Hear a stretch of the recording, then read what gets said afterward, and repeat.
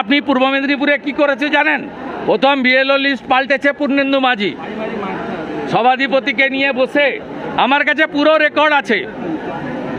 Record আছে, আমি একদম যা করার করব, নিশ্চিন্ত থাকুন।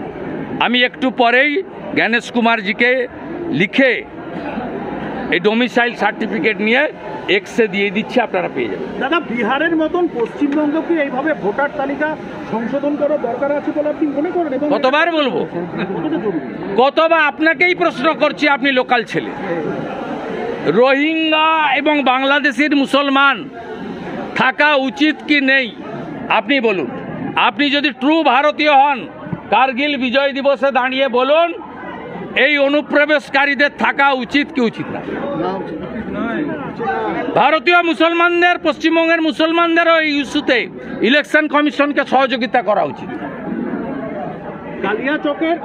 কালিয়াচকের